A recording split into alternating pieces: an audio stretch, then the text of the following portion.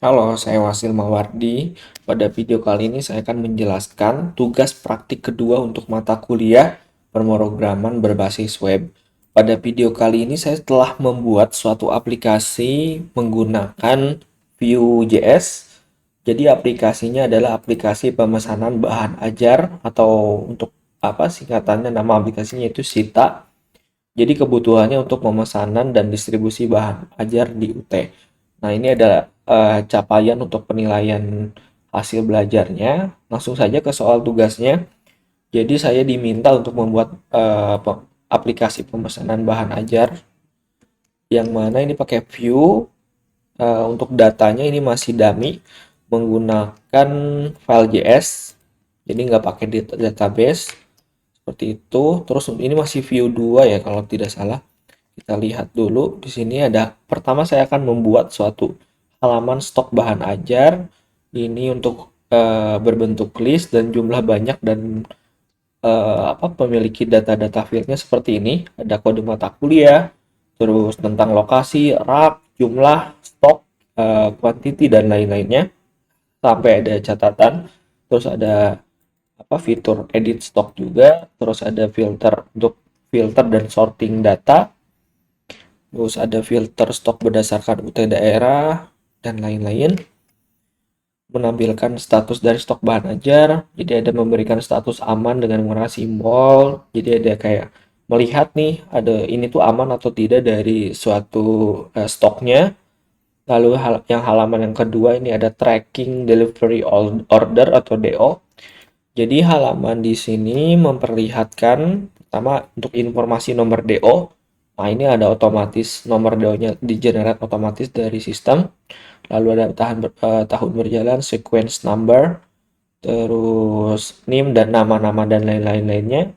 Terus ada di sini ada apa dipilih oleh pengguna berdasarkan data dan paket. Nah, ini untuk strukturnya seperti ini, index.html dan lain-lain.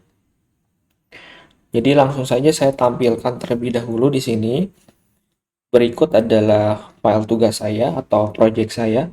Struktur datanya seperti ini. Di dalam ini ada file index.html. Ini merupakan file awal yang nantinya akan dijalankan atau dimuat dari suatu website. Selanjutnya ada stock HTML, tracking HTML. Selain itu ini ada folder JS atau JavaScript. Di dalamnya ada data.js. Nih datanya berupa statis. Jadi semua datanya terkumpul di sini dan nantinya dipakai di website. Lalu ada stock app. Nah, stock app ini adalah file logic algoritma untuk menjalankan di file-file HTML ini gitu. Jadi nantinya akan dinamis. Nah, ini menggunakan view. Lalu selanjutnya tracking apps sama seperti tadi. Nah, selanjutnya ini saya sudah menggunakan CDN juga. Jadi kalau kita lihat di sini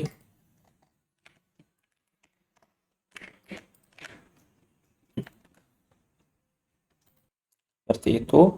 Selanjutnya mungkin langsung saja dulu kita demo terlebih dahulu untuk melihat website yang setelah saya buat. Ini websitenya. Saya kembali ke awal. Nah, berikut adalah website tampilan halaman depannya.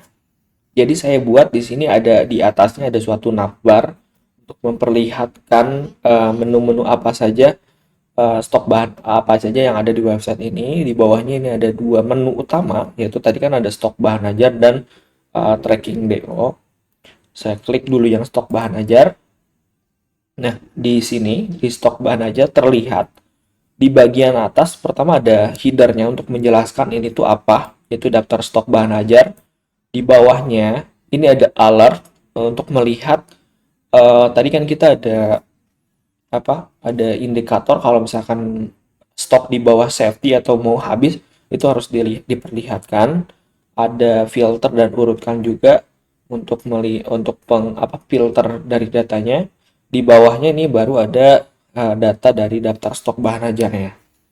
Nah, untuk data di sini table ini udah responsif. Jadi ada sorting di sini kalau saya klik nanti otomatis nge-sorting seperti ini. Selain judul ada quantity dan harga. Nah, selain itu di sini bisa difilter by UT daerah, atau by urutkan berdasarkan harga, judul, stok, dan lain-lain, atau ini sorting by-nya apa gitu ya, ascending atau descending seperti itu. Nah, ini ada tombol reset juga.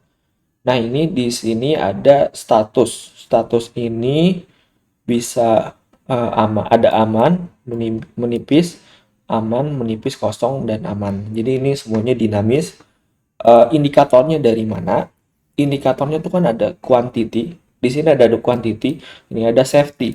Jadi kalau misalkan data safety-nya, data quantity-nya kurang dari sama dengan safety, nanti akan statusnya menipis seperti itu. Dan kalaupun kosong, nah ini nanti statusnya jadi kosong. Nah, ini semuanya sudah dinamis di aplikasinya. Itu. Lalu saya coba demokan di sini untuk melihat ini ada alert 3 item menggunakan reorder atau membuat menambahkan stok baru. Jadi saya klik aja tampilkan saja. Nah, ini ada 3 data di sini yang memerlukan stok baru karena kuantitinya kurang dari safety seperti itu. Saya reset kembali. Lalu kalau kita filter by UT daerah, ini otomatis ada kategori MK sesuai dengan yang diminta dari file ya. Di sini ada seperti itu. Selanjutnya saya coba demo untuk tambahkan data stoknya. Misalnya kode mata kuliahnya MKWU 4209, judul bahan ajarnya ada mata kuliah wajib Jakarta RB1205 misalnya, harganya misalnya 90.000, ya kuantitinya misalnya 30, safety-nya 10. Nah, ini bisa pakai HTML sesuai dengan spek atau dari yang diminta. Saya coba simpan.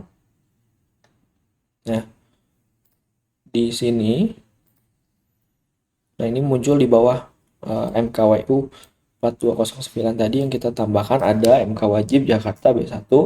Kalau kita edit misalnya data kuantitinya misalnya 7 gitu ya, karena 7 kan kurang dari safety, kita lihat, nah datanya menipis seperti itu.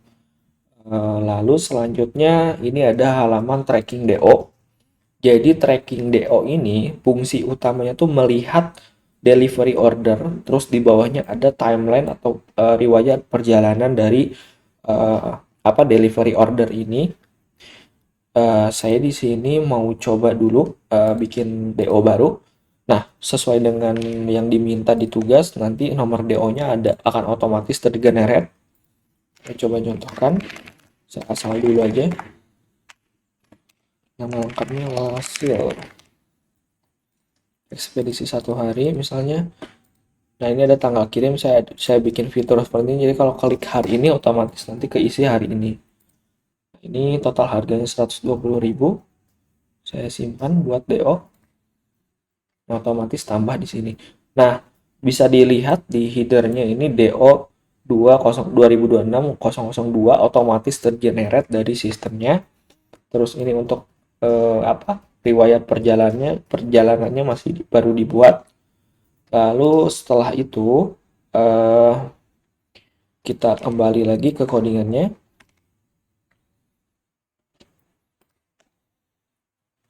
Setelah itu kita akan bedah satu persatu untuk poinnya. Di sini ada penggunaan data binding dan direktif untuk list rendering penggunaan fungsi menampilkan data mass test, vtext, vhtml, dan lain-lainnya. Jadi saya untuk itu ini algoritmanya ada di stock.app.js. Jadi kalau kita lihat di sini ada stock app new view, ada lapp. Jadi lapp ini adalah untuk menghubungkan ke div yang ada di stock.html di sini. Nah, ini div.app di sini seperti ini. Lalu selanjutnya mustesnya di sini ada namanya stok tampil. Jadi saya buatkan stok tampil.length tuh biar dinamis. Jadi bisa melihat nih si stok ini udah sampai berapa. Nah, itu ambil datanya dari variabel stok tampil. Terus saya tinggal keluarin aja length-nya berapa. itu otomatis berubah-ubah gitu. Jadi kayak apa ya? Jadi kalau data berubah, tampilannya nanti update sendiri seperti itu. Selanjutnya ada vHTML. Nah, vHTML ini merender suatu elemen HTML ke elemen yang ditentukan. Contohnya ini di TD, catatan HTML. Jadi kalau kita lihat di stok bahan ajar, ini kan ada catatan. Ya, catatan di sini sebenarnya data awal itu berupa teks HTML. Nah, ditampilkan di suatu tabel ini jadi berupa rendering dari suatu HTML seperti ini, stok habis. Habisnya berwarna merah. Lalu indikator 1.3 ada penggunaan kondisional VIF, VElse, VElseIf, dan VShow. Kita lihat di sini, misalnya di stock.html, ada namanya VIF seperti ini, VIF, VElse, VIF, VElse. Jadi ini kondisional untuk suatu jadi VIF ini melisten ke suatu variabel namanya item.quantity. Kalau misalnya kuantitinya 0, berarti nanti tampilkan kosong. Kalau misalnya kuantitinya kurang dari safety yang tadi saya pernah sebelumnya katakan, maka menipis, dan kalau misalnya tidak sama sekali dari kedua kondisi, VElse-nya aman, seperti itu. Lalu selanjutnya kita lihat lagi 1.4 menggunakan properti computed ataupun methods. Jadi kita kembali ke tracking app.js. Kita lihat di sini. Sorry, saya pakai ini. Kalau kita lihat vbind ini seperti apa. Jadi di stok ini ada namanya kelas di tracking. Nah, di titik 2 kelas ini adalah disebutnya vbind. Vbind ini adalah jadi seperti gampangnya tuh mengikat atribut HTML ke data view secara secara dinamis gitu. Jadi ketika suatu variabel status ini berubah-ubah, nanti dia akan menyesuaikan dengan apa yang ada di status do class. Seperti itu. Nah, seperti ini. Jadi kalau ini kan dikirim nih statusnya. Nah, returnnya nanti apa? Akan misalkan kalau misalkan statusnya tadi yang dikirim dari sini terkirim, maka returnnya nanti ada kelasnya status kirim. Jadi kalau status kirim kita cari di suatu elemen CSS, nah ini akan berwarna hijau. Seperti itu. Nah, itu adalah vbind. Contoh vbind. Selanjutnya ada vmodel. Kita cek di sini. Nah, vmodel ini tuh kalau kita lihat di input simpelnya gini. Jadi vmodel ini untuk wadah untuk suatu wadah untuk menyimpan suatu nilai dari inputan. Jadi misalkan di sini ada inputan nim ya. Nah, kalau kita user di input di sini misalnya bla bla bla bla. Nah, ini tuh nanti kesimpan di suatu variabel form nim. Jadi ketika jadi benar-benar dinamis itu kesimpan di sini, sehingga kalau ketika nanti kita klik simpan bahan ajar, pas di function simpan bahan ajar tinggal panggil lagi form name, get data, langsung kekirim gitu. Jadi vmodel kurang lebih seperti itu. Lalu ada computed. Jadi computed ini tuh gampangnya tuh apa ya, penghitungan ulang. Jadi hanya untuk apa ya, seperti apa ya? Jadi computed ini gampangnya bukan metode, tapi nilainya nanti akan bergantung pada data gitu. Contohnya misalnya yang nomor DO berikutnya di sini. Jadi DO yang pertama kan misalnya nomor DO pertama tuh 01. Ketika nanti ngeload out lagi, maka nanti akan menambah jadi 1. Seperti itu. Selanjutnya indikator 1.5 watchers. Nah, watcher di sini ada banyak sih sebenarnya. Kalau di stock.app contohnya ada filter UPBBJ. Jadi kalau di website tuh ada ini kan ada, kalau kita klik filter Jakarta, ini ada otomatis tampilan kategori MK. Nah, di sini fungsinya jadi fungsinya watcher tuh ketika ada suatu data atau terisi atau perubahan data di suatu variabel, maka bisa mengeksekusi sesuatu di dalamnya.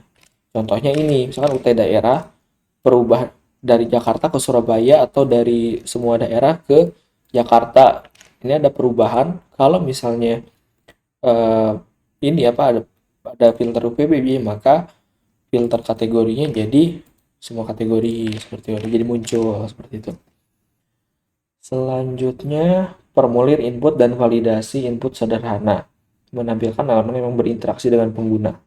Oke, jadi kalau kita tambah bahan ajar dan klik simpan, ini ada validasi seperti ini, kode wajib diisi, wujud wajib diisi, dan lain-lain. Jadi ini tuh di form yang sudah saya buat di stok bahan ajar ini, ada validasi. Jadi kalau di input form error, form, di form error ini, dia akan muncul seperti ini. Jadi kalau ada error, form error seperti ini, kode akan muncul merah seperti ini. Nah, ini dari mana? Jadi logikalnya ketika kita klik simpan, dia akan masuk ke logikal yang ada di file data di sini, lalu divalidasi formnya. Nah, ini ada kondisi kalau nggak ada sesuatu, maka kalau nggak ada variabel form baru ini nggak ada, maka nanti error kodenya diisi, si variabelnya diisi jadi kode wajib diisi, sehingga di sininya tampil berwarna merah seperti itu. Selanjutnya tadi sudah sampai formulir input. Eh, Selanjutnya kreativitas dalam menampilkan interface. Nah, di tampilan saya rasa saya sudah cukup bagus. Mulai dari tampilan websitenya eye catching, terus ada animasi seperti ini. Ini lumayan membantu dengan seperti ini. Terus di dalamnya pun saya buat seperti ini, jadi ada alert apa memerlukan reorder. Jadi kalau untuk secara UX-nya user tuh bisa tahu kalau ini tuh butuh butuh reorder gitu, untuk butuh beli barang lagi gitu. Terus di sini tadi ada juga di tracking DO saya bikin ada fitur klik hari ini, jadi otomatis ke shot hari ini dan lain-lainnya. Jadi intinya secara tampilan seperti itu. Mungkin seperti itu kurang lebih dari saya. Saya Wasil Mawardi, pamit undur diri.